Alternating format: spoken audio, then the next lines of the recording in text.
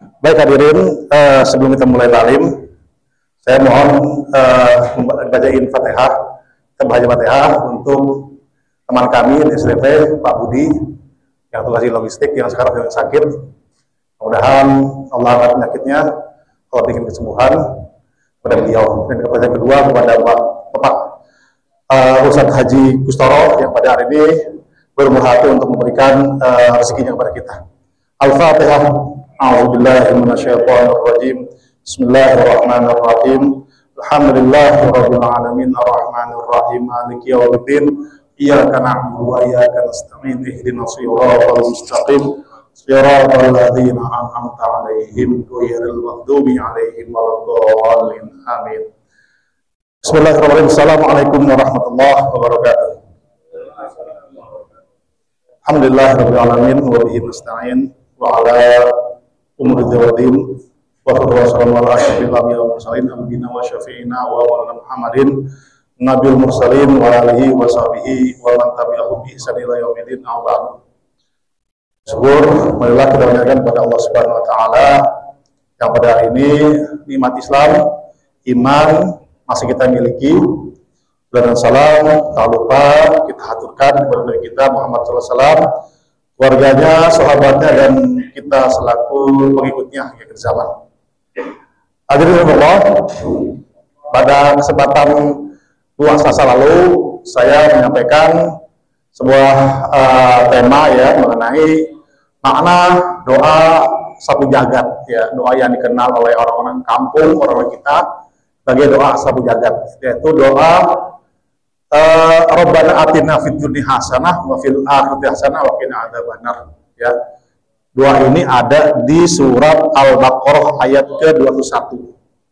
Nah, emang doa itu luar biasa hadirin ya, karena memang dia minta semua kebaikan ya, kebaikan di dunia dan juga semua kebaikan di akhirat. Dan ternyata kebaikan yang diminta juga ternyata adalah kebaikan yang tanpa keburukan, ya, tanpa kejelekan. Maksudnya begini, sebab ada kebaikan datang setelah keburukan, ada, gitu kan? Ada kebahagiaan datang setelah kesengsaraan, banyak, gitu kan? Nah, yang diminta dalam doa ini adalah baik dunia, baik di akhirat, ya, tanpa sengsara sama sekali, tanpa menderita sama sekali. Nah, ternyata diri memang doa ini emang doa yang sering dibaca Nabi, gitu kan? Sering dibaca Nabi, bahkan dalam event yang istimewa sekalipun, ya haji. Tahu bahwa Nabi itu kan haji cuma sekali.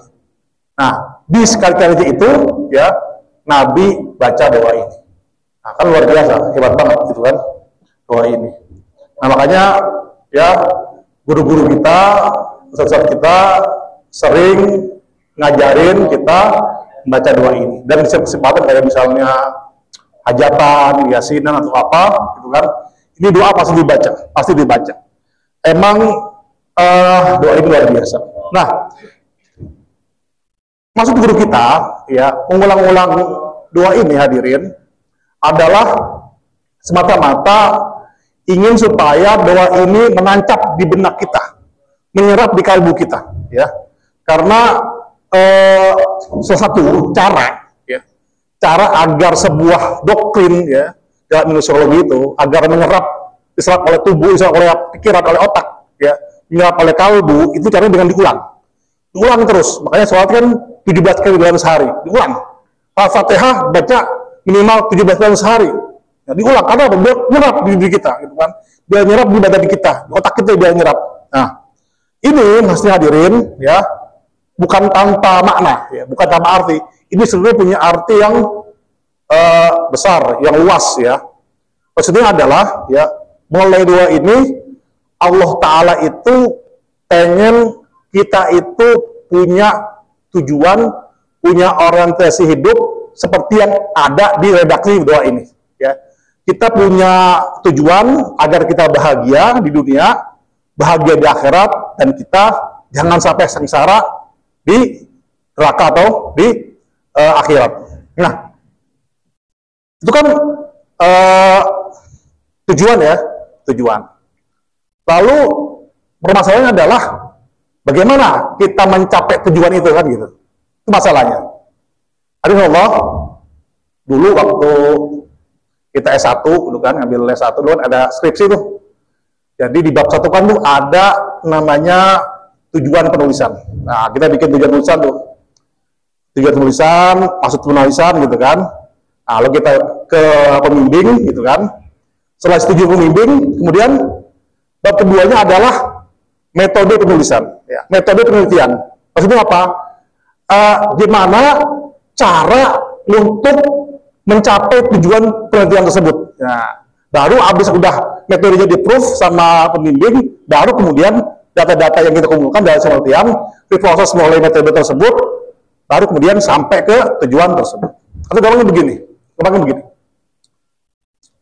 Kalau kita pergi ke Surabaya misalnya, ya, setelah tujuan kita tetapkan gitu kan, Surabaya pas pulang kampung atau lagi liburan gitu kan. Nah, langkah selanjutnya setelah kita menetapkan tujuan adalah kita nentuin kita ke sono pakai apa, gitu kan. Pakai kapal, pesawat, pakai kapal apa, kereta api, mobil, motor, jalan kaki, sepeda atau sebagainya. Itu metode namanya. Nah, begitu juga dengan ini gitu kan. Setelah Allah Ta'ala menetapkan ya metode menetapkan tujuan yaitu agar kita umat Islam senantiasa bahagia dunia akhirat dan lepas dari neraka. Nah, sekarang apa metodenya? Apa caranya agar kita mencapai tujuan tersebut? Nah, hadirin sekalian, hal itu ya Allah terangkan dalam sebuah ayat Al-Baqarah ayat 208 yang bunyinya adalah Bismillahirrahmanirrahim, ya ayyuhalladzina amanu udkhulu fis-silmi kafah wala tattabi'u khutuwatis syaitan. Wahai orang-orang yang beriman, masuklah ke dalam Islam ya secara kafah menyeluruh dan jangan ikuti langkah-langkah setan. Sungguhnya setan ia adalah musuh yang nyata bagimu. Nah, jadi ya metode untuk agar kita mencapai tujuan tersebut yang pertama adalah masuklah Islam secara kafah. Udkhulu fisilmi kafah. Nah, sini ada kata silmi. Ya, silmi. Silmi itu ya diartikan sebagai kedamaian atau Islam. Ya. Makna dasarnya adalah damai atau tidak mengganggu. Nah, kedamaian dalam ayat ini diibaratkan kita berada dalam sebuah wadah yang besar, ya, yang besar ini tergambar dari huruf V, dari kata V sebelum silmi, ya, sebelum silmi, yang artinya dalam, ya, dan kafah artinya adalah totalitas atau tanpa terkecuali, ya. Jadi udkhulu fi silmi kafah itu artinya maknanya adalah masuklah ke dalam Islam atau ke dalam kedamaian secara totalitas, ya, seperti kita masuk ke sebuah wadah yang besar dan kita tenggelam, ya, benar-benar nyebur di dalamnya, kita basah kuyup sehingga tidak ada seluruh bagian tubuh kita yang tidak tercelup, tidak terlumuri oleh wadah tersebut, gitu kan? Dan hadirin ya, saking wadahnya tersebut, saking besarnya tersebut, gitu kan? Maka kita jangan sendiri nyebur ke situ, gitu. Ya, jangan sendiri, ajak teman-teman, ngajak orang lain, ya, teman-teman kita, kerabat kita, untuk sama-sama nyebur ke wadah itu. Nah, maknanya serupa, Pak, serupa hadirin dengan makna ihdinas siratal mustaqim, ya. Jadi kata Dr. Koles itu, siratal mustaqim itu dalam Al-Fatihah itu ada jalan yang lurus dan lebar, ya. Jalan lurus dan lebar yang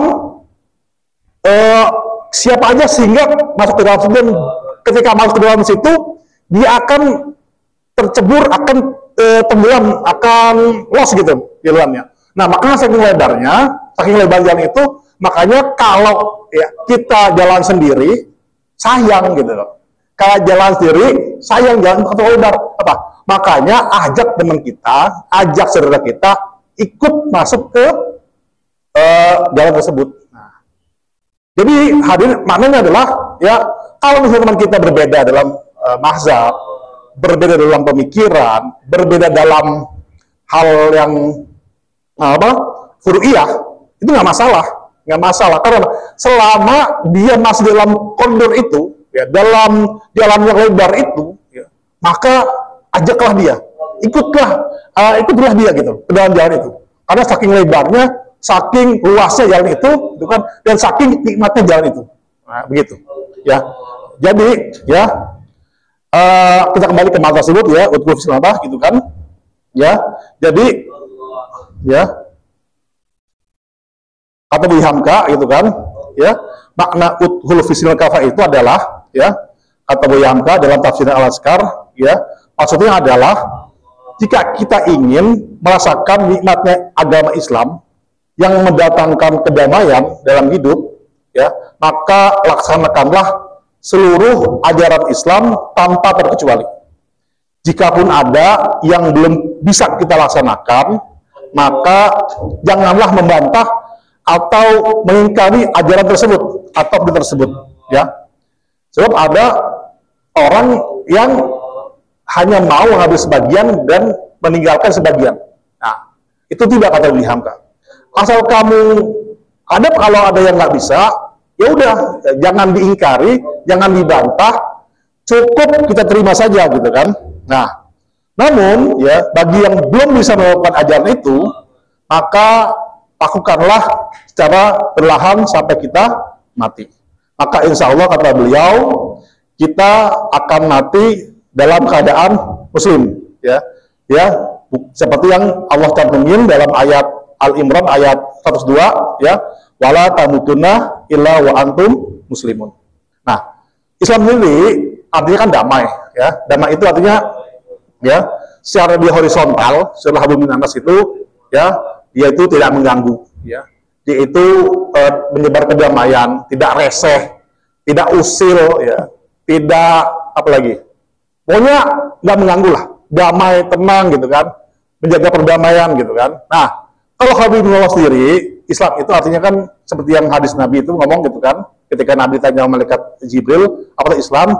Islam itu adalah, ya, syahadat, rukun Islam itu sholat, puasa, zakat, haji, ya, itu Islam gitu kan. Jadi Islam itu adalah, pertama adalah Allah itu ada beribadah kepada Allah dengan sebaik-baiknya, ya. Yang hablum minannasnya adalah, ya, bergaul dengan sesama manusia, tebarkan kedamaian dan tidak reseh, tidak mengganggu, ya, tidak merusak dan sebagainya. Nah, insyaallah, nah, itu yang pertama. Pertama dari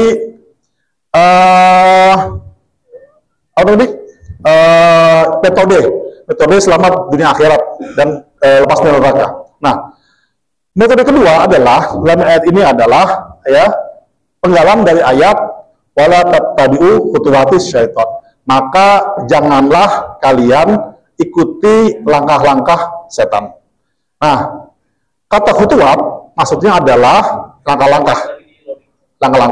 Nah, jadi yang dimaksud dengan langkah-langkah itu adalah ajakan, bujukan, rayuan yang setan lancarkan dalam rangka menyesatkan dan menjauhkan dari agama Islam, ya. Nah, ada juga yang mengatakan bahwa khutuwat itu, langkah-langkah itu adalah sebagai teknik yang dilakukan oleh setan dalam rangka mencapai tujuannya, yaitu step by step alias sedikit demi sedikit, dia langsung mentargetkan hal yang besar.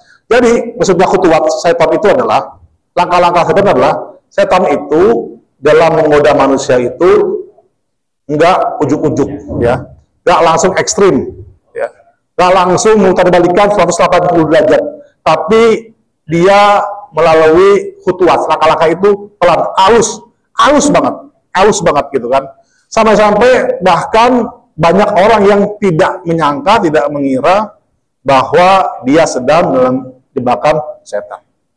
Ya, jadi setan itu, ya, kebetulan tafsir itu ketika dia menggoda Siti Hawa itu, ya, itu, ya, enggak langsung sehari dua hari, ya, sebulan dua bulan, lama, ya, mulai dari perkenalan dulu, dari menggoda dulu sampai segala segitu dia intensinya gitu kan. Jadi kalau tadi kita disuruh untuk totalitas untuk berislam, maka setan, ya, juga bertotalitas untuk menjauhkan kita dari Islam. Nah, itu lawannya.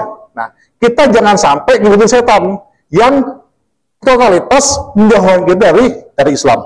Nah, setan sendiri diterjemahkan ya sebagai artinya jauh, ya artinya jauh. Setan itu artinya jauh, secara bahasa artinya jauh.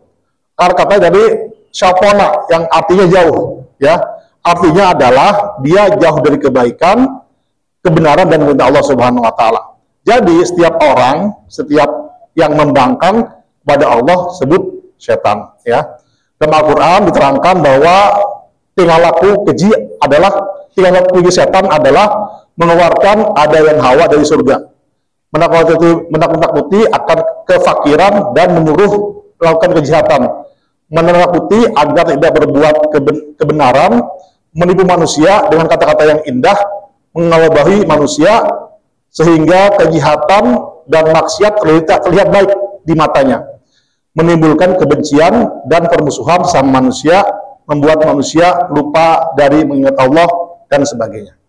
Ya, itu makna dari kutuati syaitan. Nah, terakhir adalah makna tentang ada kalimat adu mubin, ya adu mubin. Sungguhnya setan itu adalah musuh yang nyata. Ya, kata adu itu artinya musuh, mubin itu artinya nyata. Nah, kata musuh, ya setan sebagai musuh telah Allah deklarasikan, telah Allah umumkan sebagai musuh bagi manusia itu dalam banyak ayat. Ya, Allah sampai mengulang ya setan sebagai musuh kita, ya sebagai musuh kita itu dalam 7 ayat yang berbeda, ya yang menyatakan bahwa setan itu musuh kita, yaitu Al-Baqarah ayat 168 dan 208, Al-An'am ayat 142, Al-A'raf 22, Yusuf ayat 5, Yasin ayat 60, dan Al-Zukhruf ayat 62. Ya, jadi kita tak punya musuh. Ya. Kita itu, ya saya pernah ngomong, saya itu nggak punya musuh. Saya bilang gitu kan, kita tuh punya musuh. Kita punya sesuatu yang ingin menjerumuskan kita, sesuatu yang ingin menghancurkan kita, sesuatu yang tidak ingin melihat kita senang, ya, yaitu setan. Dan setan itu ya Allah ulang 7 kali, ya 7 kali sebagai musuh kita dalam Al-Quran. 7 kali Allah ulang. Nah, lalu, itu kata mubin, nyata, ya. Mengapa setan itu nyata, gitu kan? Padahal kan dia nggak kelihatan, gitu kan? Gitu kan? Nah, maksudnya nyata itu adalah memang setan itu nggak kelihatan. Tapi korbannya adalah nyata dan bisa ditrace, bisa dibuktikan. Ya, contoh yang paling terkenal adalah Nabi Adam, ya, Nabi Adam dan Siti Hawa. Contoh paling terkenal dan banyak banget contoh-contoh lain, ya, tentang bagaimana setan menjerumuskan manusia. Hari insyaallah sebagai kesimpulan dari orang tadi, gitu kan, sebenarnya ayat tadi, ya, ayyuhalladzina amanu udkhulu fis-silmi kafah wala tattabi'u khutuwati syaitan innahu aduwwun mubin, ya. Itu jadi sesungguhnya ayat itu turun berkenaan dengan permintaan izin dari seorang sahabat yang bernama Abdullah bin Salam.